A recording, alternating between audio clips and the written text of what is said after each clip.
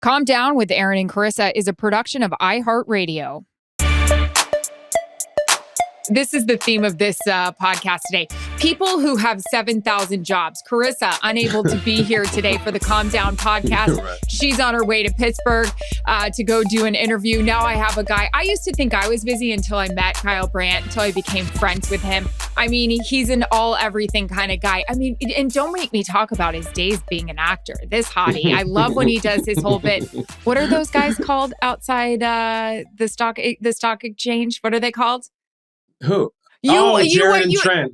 Jared and Trent. Yeah, the Wall Streeters. That's me and Strager. Yeah. Guys, the creator of Jared and Trent, Kyle Brandt here. Of course, you know what he does. If you're a fan of our show, we talk about him nonstop. Good Morning Football host. He has 8,000 podcasts that may have been cleared, may not have been cleared. We'll get to that later. Thanks for doing this. I love you. I love the little graphic behind you too for your new your podcast, Kyle Brandt's and Basement. It's true. I'm actually in my basement right now. Charissa would love it. You would love it. I have the garage is there. The bar is there. But I have to start this off with a level of honesty. Hold on. Go. You do podcasts from here and here. I have never been less certain of what we're going to talk about than on this podcast. Because, Same. Erin, listen, there are many podcasts, my friends. There are not any that have the diversity of topics as this one. We got, listen, Erin's high school crush TP'd her house. Charissa thinks you should take bathing suit photos on day one of vacation. Erin drives stick shift because she thinks it's cool. And Jared eats jicama, and we don't know why. Where are we going with this? You don't know. Well, this is what I want to ask. I know you guys do Good Morning Football in New York City. I'm not trying to get your home address or your social security, but do you live in the city or where do you live? No. I live in the North Burbs. I live in Westchester. Okay, so you have a house. Yeah, a single family home, as it's called. That's where I am right now. Okay, good. Because this follows a whole story I was getting ready to tell you. You have so many jobs lined up. And of course, we want to talk a little bit about your podcast that you're going to be doing daily. And you also do a daily football show. When the hell do you have any downtime? And why did you decide to do this? This is a lot of stuff, Kyle. It's a lot of stuff. It's a ton. And I got to coach flag football this fall for my 8-year-old. And then I got Brooke and I are 12 years married right now. And I just got done reading The Love Languages. Like it's this book you're supposed to read. Yeah. And have you read it? No, it's sitting on a shelf. How'd it go? Tell me everything. Fascinating. It's kind of a little bit like playing Clue.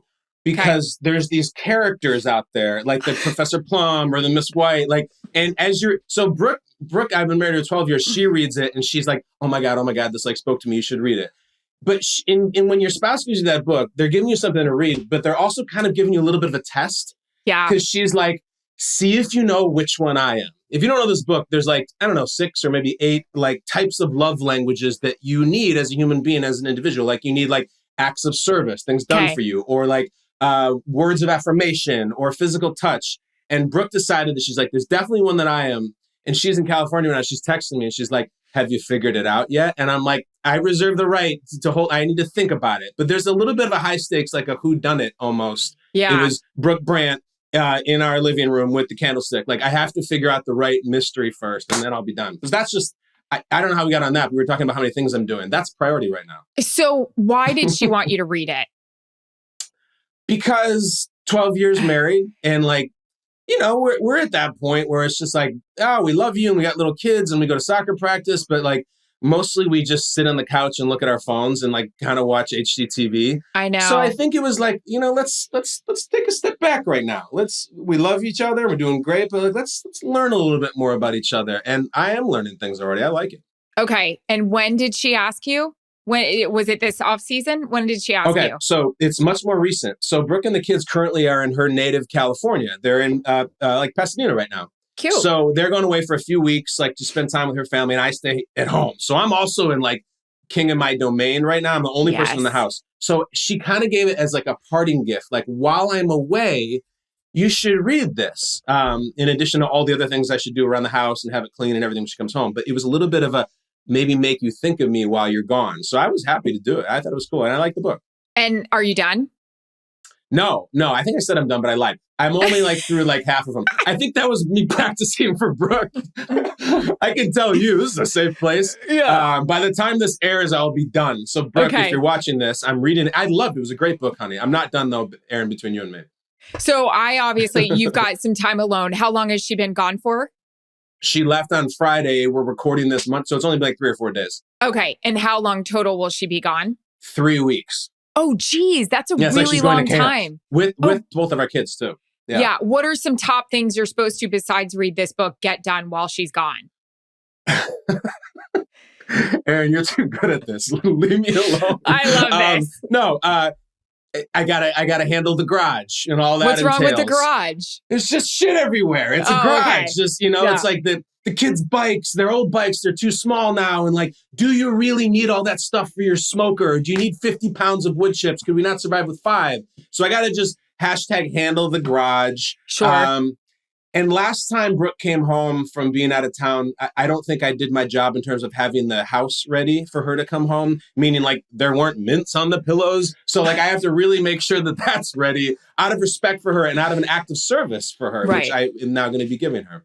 I love this love language. What are some things you do? I'm trying to be Tom Rinaldi right now because my husband and I laugh whenever we go out of town, and I'm usually the one that goes out of town, obviously, the most with my football schedule, or he hits the road when he goes to check out some of the minor league players. When he leaves and I have time by myself, I do a couple of things. I watch crap TV when there's no football on, so I catch up on Below Deck, Real Housewives, some crappy reality show he doesn't want to watch. And I always order some crazy shit off DoorDash. What about you? What are some things you do when she's gone that it's like, it's your go-to, it's your comfort?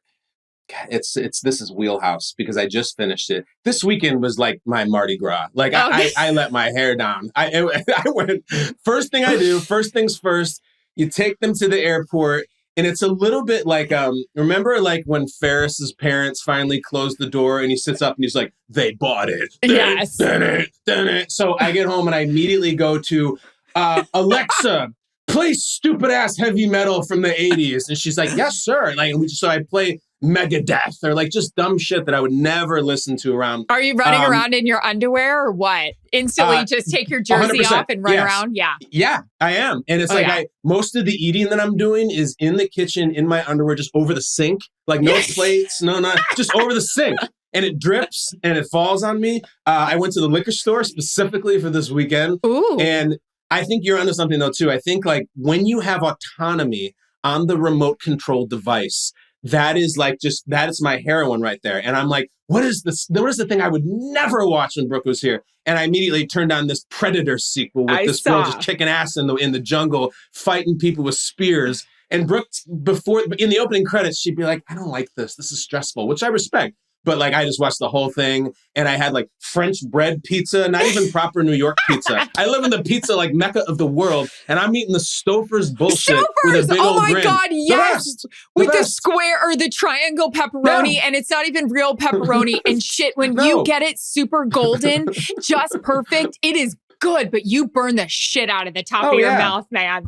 Yeah, no, I think it's like, it laughs at Pop-Tarts in their ability to burn you. Like, you're small time, Pop-Tart. You want to see a 3rd level scorch? Watch this. And I did it. And I regret nothing. And so that's what I've been up to. It's been fun. It's been really fun. Oh my God, I die. Okay, so this is a horrible, so you got Stouffer's. Mine, what I always order is this place called Hummus Factory. And the reason why I love hummus, I love the consistency of hummus. I think it's so delicious. It's very much why I love grits or like soft rice or anything like that. We do not order it when Jared's home. It comes with a chicken skewer and like a brown rice and tzatziki or however the hell you say the sauce. Yeah. But it's so garlicky. Say that 5 times. I could mow down my master bedroom with how bad it is. So it's like, I get it when he's out of town, much like a piece of Stouffer's pizza. But this is a great moment for the Calm Down podcast. If you thought Erin was a wild time, you didn't know that she ordered hummus when her husband's out of town. You're swinging from the chandeliers with that Sabra there, Andrews. Wow. Do you dip carrots in it? Like, you really get nuts? What do you do? I'm so wild. Yeah, I love a little Hummus Factory. Oh my God, it's great. So yesterday I was thinking of you when this happened and I had this shit ass grin on my face and my husband's like, why are you laughing? Because there were so many things. When right now we're home, we're not crazy busy except for doing this. You are absolutely busy every single day with Good Morning Football. And then you're going to have this podcast and 8,000 things that you're doing. We are now trying to get grown-up things done in our house before we're gone for the season. And that consists of us going to Home Depot. Let's go. Nothing against Home Depot. I would love an ad from them. What do you think of Home Depot when you go there? I mean, I was worried you lived in a condo. I'm glad you don't, in a high rise. You have a house, so you do need to go there. What is your first thoughts when you walk into those orange doors? Or you're not walking into them, maybe through them. Yeah, I feel like I walked into them, took it right to the head. I'm not a Home Depot enthusiast because I'm someone who likes to ask for help. I stop and ask for directions. I say, excuse me, sir, where is the such and such? So I'm my DIY level, Erin, is like, I'm like a 3. Like, I'm not good. I'm not that kind of badass. So when I walk in there, to get the stupidest, most pedestrian, most basic thing, like a Phillips head screwdriver, I can't find it by myself. And then I'm not even looking for the item. I'm looking for someone to help me find the item. And then when you do, it's like, this is not my department. So what I think of Home Depot is general frustration. It's tough. You can't find a single person in the orange apron. When you do, it's never their department. Like, does no one work in tools? So I'm getting worked up with the Home Depot topic. But I would love when I see your commercial. It'd be great. Well, no, I would love to sign an ad. I feel very overwhelmed. I have no business being in there. I agree with you. I am not a do-it-yourself kind of gal, and neither is Jarrett. We went there yesterday to find some light bulbs because we're having people come stay with us, and you should fix the room that they're going to stay in. I'm sure they'd love light. We walk in. I get the shakes as soon as we walk in. I will say I disagree with you. I feel like the people do know exactly where to go. We're like, hi, where are lights? Aisle 9. Sure, great, good for you. Walk to aisle 9. The guy, Kyle, you would have died. We walked up to him and Jarrett said, hey, I've got these lights. Do you know where I find them? The guy looks at him and he goes, do you speak Spanish? Jarrett goes, no. And he goes, fuck. In full-blown great English. And so we were like, I just was like, this could go really, really wrong. He knew English. He was great at English. The light bulbs aren't really what we're looking for. That's not the point of the story. It was just like, the place freaks me out. I don't know where we're going. I don't know what we're going to get. I don't know how to plan a plant. People are in there. They're doing, is it an annual? Is it a I don't know any of it. It just freaks me out. I was like, I wonder if Kyle, it has to deal with like what he's like in a Home Depot. I don't know why I thought of you, but I did. But I'm thinking about it from like the macro level is that like you knew as badly as you didn't want to go there. That light bulb thing's been hanging over your head and the guest date is getting closer. And if they're getting there Friday, you're like, by Wednesday, we are going to have those light bulbs, hun, and we're going to go. And like that became your entire afternoon was going in purchasing $36 worth of light bulbs. And it really becomes all encompassing. It's this massive mission you have to go on. And it's never fun. If you were looking for me to be like, yeah, I love the lumber section and the tools, and you'd have to drag me out of there. No. I'm not that kind of guy. It just frightens me the fact we are grown up now. You have kids. We're trying to have kids, and the things you're supposed to be able to do. You think back of what our parents were able to do at this age. And I blame it on the fact I can navigate the hell out of an airport. I can tell you where you can get a quick Burger King before you get on flight, over there at gate D34. What about you? What things do you have like totally nailed down because of your crazy busy schedule? And then where do you lack? I guess Home Depot. But what can you nail down? Oh, well, listen. I'm a fantastic sleeper. Fantastic. Like anywhere? I'll sleep in the plane, in coach, I'll sleep there. I'm out. You have to wake me up. And like people, because I get it a lot, like, how do you get up that early in the morning? I don't care. The alarm goes off, or normally it doesn't, and the feet hit the floor, and then it's preempted by the night before. Like I am like a machine in my evening plan. Like if I get to 9:31, not 9:30, and I'm not in bed, like I start to twitch. So like I am just machine-like in that. So 9:30, you have to be in bed. What time do you guys wake up for Good Morning Football? I wake up at 4:30. Holy shit. Yeah. And I've done it for so many years because even when working for Jim Roman Radio before then, I wake up at the same time. So like I've been married to Brooke for 12 years and she's never known me when I don't wake up at 4:30. I like it though. I actually prefer it. It's a dumb question, and I've asked Schrager this before. What about late games? What do you do for that? How do you keep updated on it? Well, what the you hope next morning. for is that, like the Steelers are up on the Jaguars 30-0 at halftime, but it never happens. The night. So you have like one of these maniac games that you've worked before where it's 46-42. And like, personally, like I know people fake it or they cram in the morning. Like I just can't do that. You can't. Because my whole deal is authenticity. And I'm just not good at regurgitating facts. So it sucks. And you're up to 11:45 and you sleep 5 hours. And I mean, woe is me. It's the coolest job in the world, but those nights are rough. And I root for blowouts actively on those nights. I do. Light them up, Mahomes. Let's get out of here. I got to go to bed. Punch another one into Kelsey, my friend. Yeah. It's like the ultimate fantasy. It's like fantasy sleeping that I'm playing almost. Like, just light up the score. We can go to bed. Who cares about the fourth quarter? And you never have the anxiety, oh my gosh, it's so late. I need to go to bed. I'm going to be up in how many hours? I'm laying here.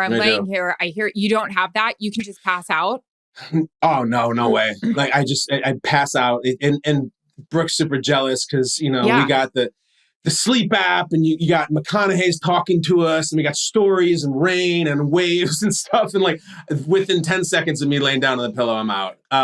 It is a liability, though, Erin. Sometimes I wish I wouldn't. Like when we get to hangout time, back to the quality time, at the end of the week on Friday night, we sit down and I'm going to make some dinner and we got the wine and the kids are asleep. We'll sit up on the couch and like opening credits again. I am out asleep and I'm pretending that I'm not. And she's like, babe, you're totally sleeping. No, I'm not. So I can't turn it off then. And that always really bothers me. On Friday night, it's the same deal. What about Saturdays and Sundays? Do you wake up automatically at 4:30 in the morning? Yeah, pretty. I mean, I can sleep at 6:30 maybe. I wake up and then I go back to bed. It's just like, here's the payoff. And for anyone who works crazy hours or works graveyard shift or anybody watching this who works really early in the morning, I am the only dad with 13 moms at kindergarten pickup. Because every other dad in my neighborhood, not all of them, but in my neighborhood, is like working on Wall Street and they're like this firm or that firm. And I get to be there because kindergarten pickups at like 12:30 p.m. and I can be there in time. So I get off on that. I love it. Yeah, absolutely. I don't know if you drive yourself or if you're bougie enough where you get a car service. Is there anything that you go to that's open, that's your go-to? Chris always talks about she has to go to the studio super early on Sundays as well. There's this one, I think it's a 7-Eleven coffee she always hits because Starbucks isn't open yet. Is there something you always do that people wouldn't really know about when you head in that early? No, I just like, I'm in a panic of preparation. Like I am just on my phone reading. I understand, Erin, like I really mean this. I still come from a place of insecurity about content on the air. I always do. Like when I started the job with the NFL, I didn't play in the NFL. I didn't have any sources. Like I was this kind of wild card. And so I'm like, God, what I say better be really good because the other guy, whatever Nate Burleson said, he looked great and he was an NFL player. Who cares if it's good? It was just good on top of that. Yeah. So I still to this day, I'm like, if I just have something average, like they're going to fire me. Like I always feel afraid that like my content, because of the species of person I am in the media, has to be great. Otherwise, what am I bringing to the table? Yeah, which blows my mind because Chris and I were talking about you the other day and in handling a situation like Deshaun Watson. I hope you've heard it. The way you went about it, the way you came from the heart, the way you just ranted on and you just said what you felt. We were both like, we're so jealous of that because that would have been something we would have been sweating bullets. You don't want to piss anyone off. You don't want to, you want to make sure you cover all your bases and you just went. And yeah, it blows my mind that you are, it doesn't, I get the preparation part. I'm still so anal about it as well. Favorite person you've had on Good Morning Football? Like a guest? Anything. I don't care. Just like a holy crap moment. That's a different question. I love that laugh. See. Why? Why is that a different question? Because, you know why? Because strange people blow your hair back. Some people that you wouldn't expect. I love that. All right. So like 2016, again, I'd never really worked on TV before. So it's someone who like isn't even necessarily like novel. Like I remember Jerry O'Connell came on the show. This guy who's worked on TV a million years. And I'm like, I fucking love Jerry Maguire. That's Kush. Like, what's up, Kush? Can I get a selfie, Kush? Kush. Yeah, what's up, Kush Lash? Like, I got Kush Lash, and he was so nice about it. So, like, I was excited about that. And then, like, this people like the big timers that you grew up watching, like Barry Sanders or Jerry Rice, we get used to that really fast. And it's like sports fans are always like, that's crazy. You got to meet Barry Sanders. I'm like, I know it is, but all I can tell you is that like you do get used to it pretty quickly. And they're usually very polite and forgettable and in the most pleasant way, like nothing crazy. But other than that, like, I'm trying to think of like crazy. I think what comes to mind, Erin, is the early ones always. Like sometimes the rough ones. Like Yeah. I Oh, remember yeah. of all people, you thought Jerry O'Connell was random. The name is going to come out of my mouth next. I remember we had, I think they used to call them country sweetheart. Kelly Pickler came on the show. You know Kelly Oh, Pickler? yeah, of course I do. I'm a country girl. Okay, yeah. She was on Dancing with the Stars. Oh, yeah. Yeah. Was she on when you were hosting? Like, no. But you didn't cross over? No. She came on and she was just a million miles an hour and was like, I was a little underprepared for the interview. So amazing. She kind of, it was like our first kind of mess. So there's been some great ones and some cool people, but the Kelly Pickler interview was really rough. And I think that's why I remember that one. What happened? I know you said you weren't prepared, but anything specific? She wouldn't answer any questions. Oh, God. Like we put her in this corny little, would you rather this or this? And like, I think she was so nice and so sweet that she didn't want to offend everyone. So we'd be like, Kelly, would you rather sing Faith Hill karaoke or Shania Twain? And she'd be like, oh, y'all, like, I can't answer that. I'm like, it's karaoke. What are you talking about? You can't just say Shania Twain. No, I can't. What's a more fun town to play? You know, Nashville or Dallas? I can't. And those are all our questions. And we weren't good enough at the time to like think on our feet and just come up with questions. So she ran through our 4 questions in 2 minutes and we had no interview. It was unusual. And get in my ear, help me out here. Hey, do you guys have production meetings for that every morning before you get there? Because I can't imagine functioning that early in the morning and B, all that's happening in that show. It's so packed. Yeah, we have a call at 5:30 on the way in, and I'm laughing because like, if you take my feelings for Home Depot is like my wife and children compared to how I feel about production meetings. I know. If we were to like poll the staff or give them an anonymous poll, like who's the best in production meetings? Who's the worst? I would get every single vote for the worst. I hate them. I don't want to share what I'm going to say. I want it to be surprised in the air. Yeah. And I understand and I appreciate the hardworking people who we need to match video and stuff. I'm like, fine. But my one word answers, I'm nothing like this. I'm such a miserable bastard on the production meetings any time of day, but especially at 5:30. Hate them. Yeah.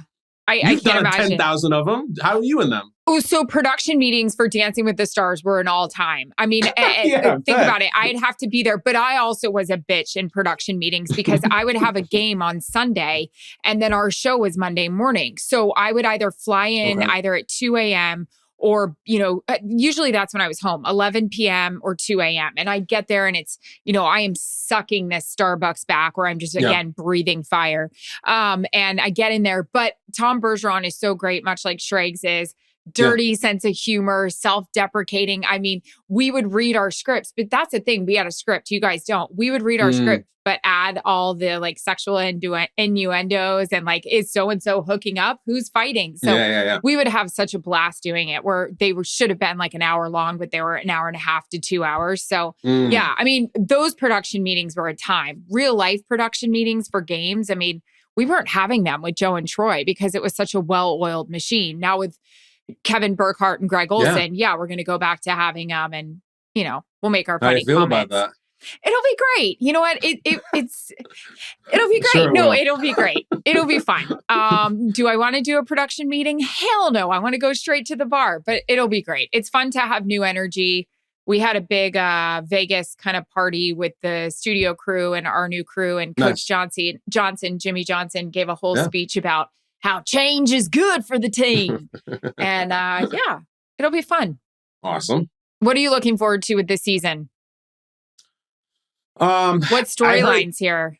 Listen, the new Fox broadcast team is awesome. I'm looking forward to that. They're doing meetings now, and I know that they're really into it. I'm looking forward. You're talking about on the field? You want to talk on the field? I've reached the point where every year we do this thing with the Cowboys and we build them up and talk Cowboys. And we do because we're like, all right, you say it's like good for ratings or something. So we'll keep talking about it. And it's always like just this big old like catastrophe fart at the end of the season. It never plays out ever.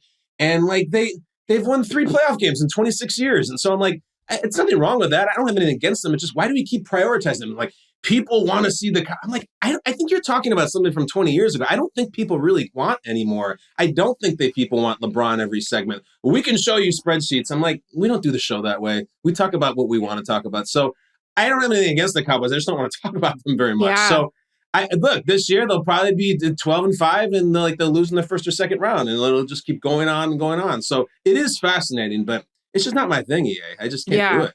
I think it's great that you are allowed to be so honest on a network that's run by the NFL. I mean, are you allowed, or are you censored quite a bit? Do they tell you, go a little easy? No, it's such a good question.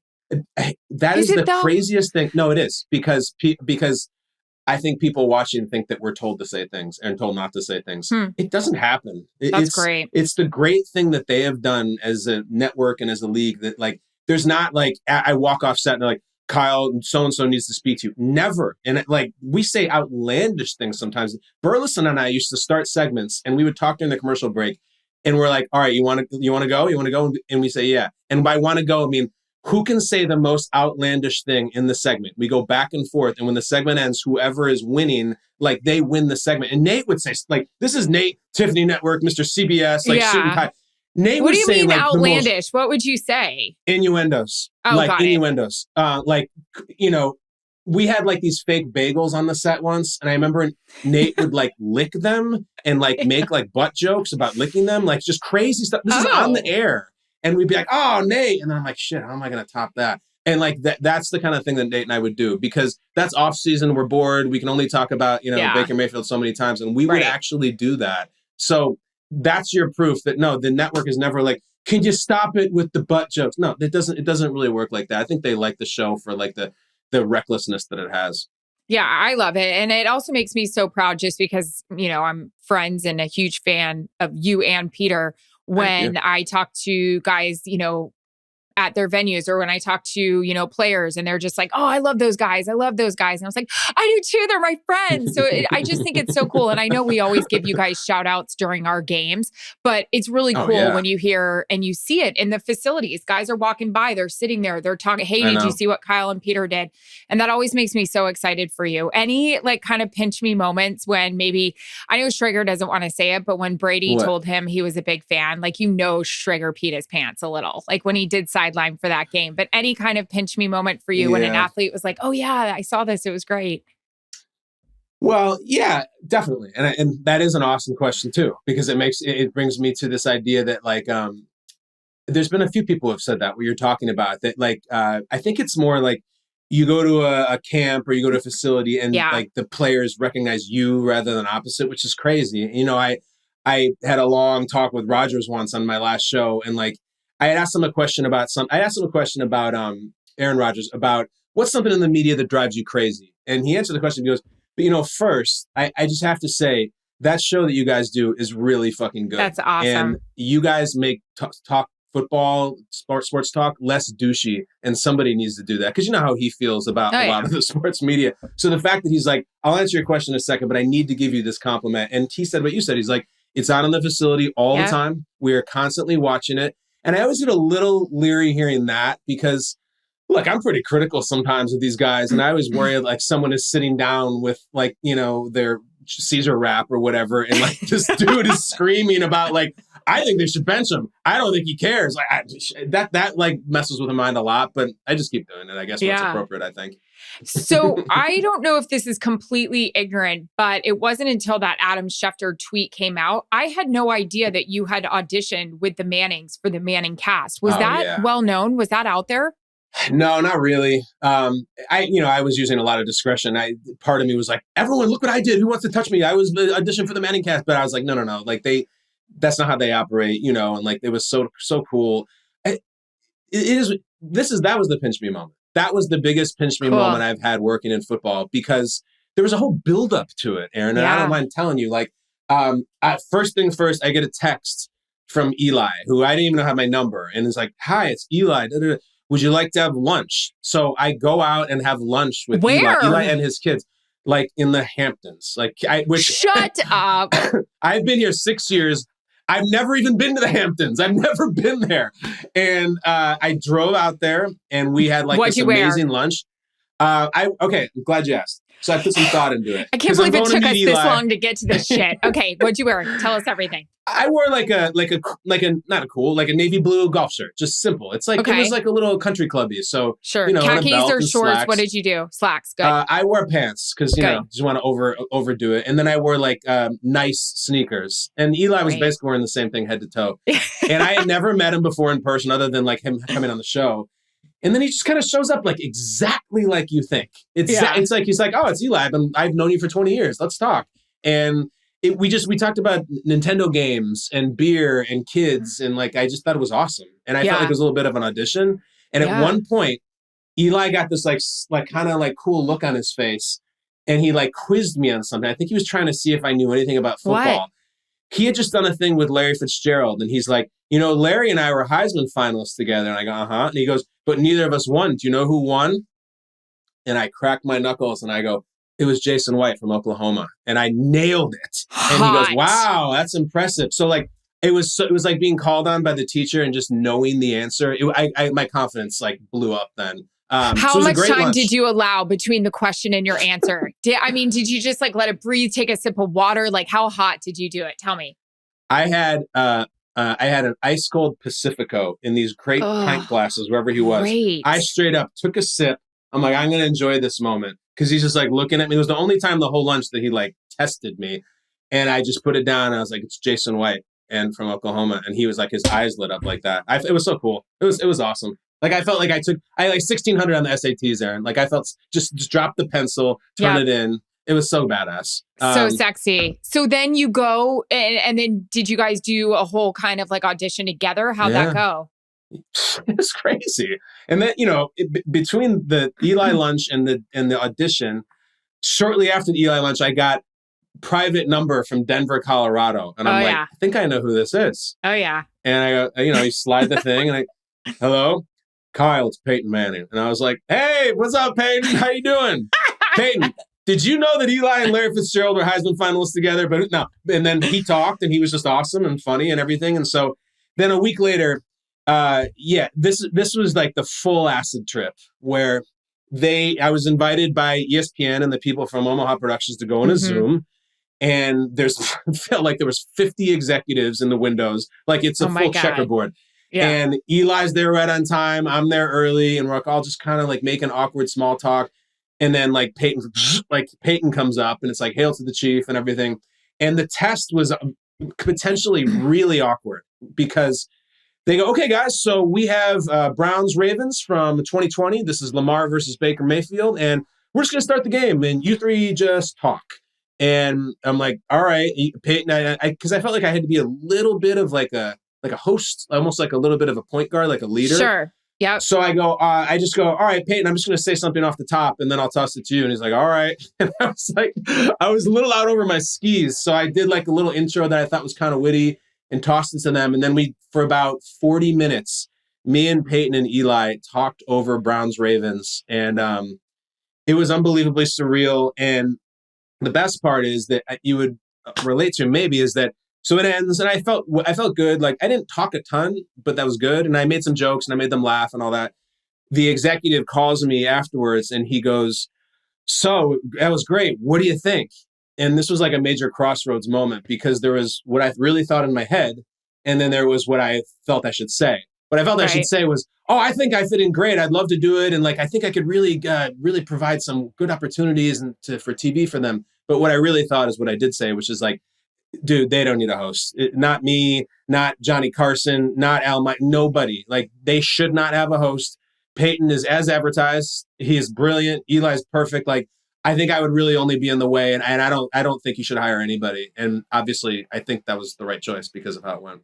Yeah, and that's amazing. I wouldn't have done that. I would have been like, "So I'm great. Here's what I need for a styling and glam fee." I know. And, it was just so obvious. So selfless of you. But that's great. Yeah, it was like the two of them, like the chemistry, and then like they're getting really into the football nuance. Mm-hmm.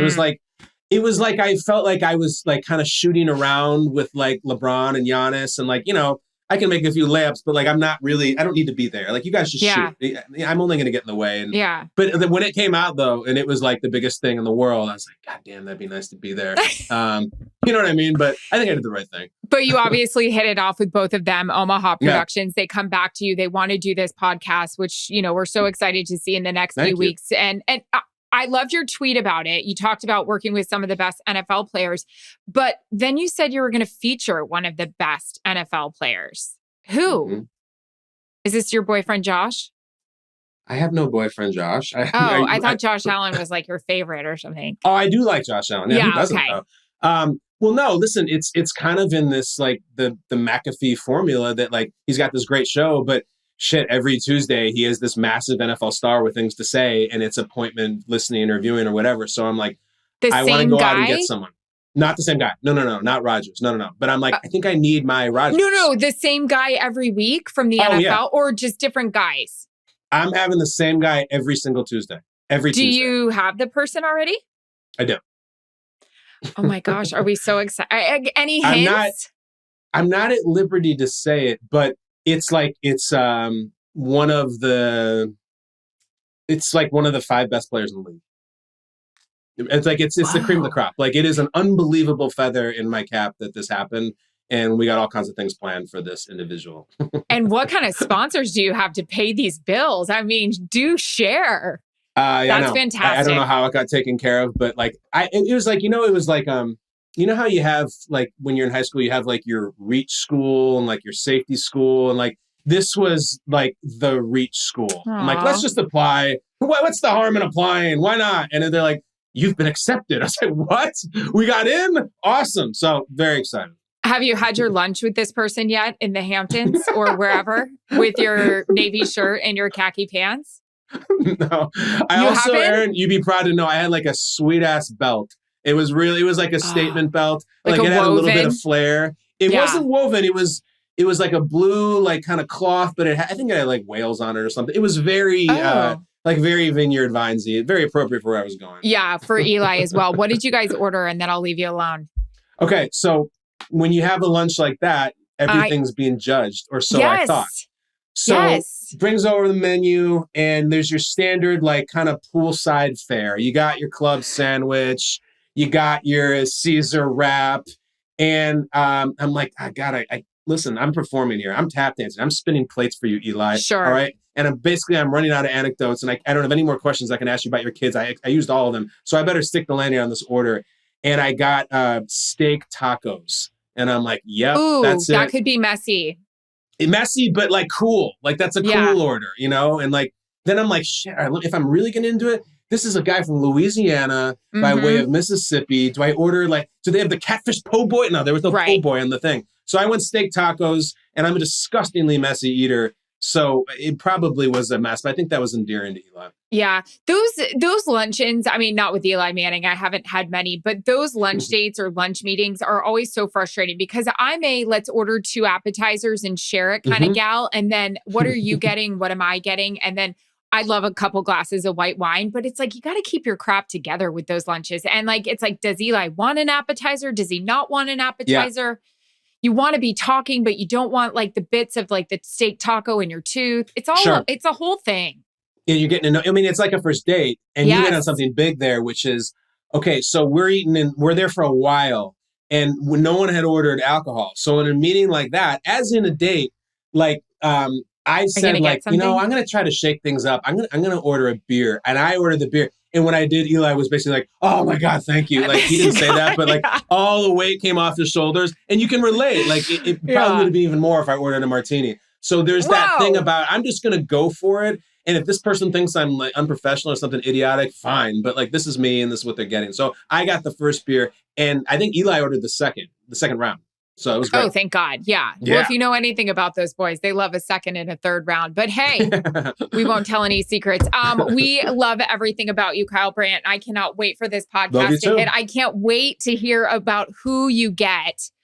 God, he's what did you call him? The unreachable? What did you call him? The unreachable school? Oh, the reach school. Yeah. Oh, like the one reach where you're school, like, I'll just take a shot, throw up a Hail Mary. I'll buy the $1 billion lottery ticket and see if it comes home. And I won. My numbers came through.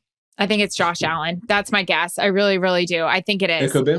That or Travis Kelce. A very good player. Ooh, Kelce. Yeah. Oh, you said top 5. Whoa, sorry, Travis. We love you so much. Thank you so much for doing this. I want to hear if you finish that book too. Oh yeah, and it's on your shelf. It's on your shelf, right? I don't have time to read it though. I got to study for our first preseason game of the year. Ravens at Arizona in 2 weeks. 3 weeks. Sorry, I can't read about acts of affection. I have to read about Snoop Huntley of the Baltimore Ravens. Priorities. That's what we're doing here. I would do this anytime, any place. Love you. Love CT. Love you. Thank you for having me. I can't wait for your podcast. Calm Down with Erin and Charissa is a production of iHeartRadio. For more podcasts from iHeartRadio, visit the iHeartRadio app, Apple Podcasts, or wherever you get your podcasts.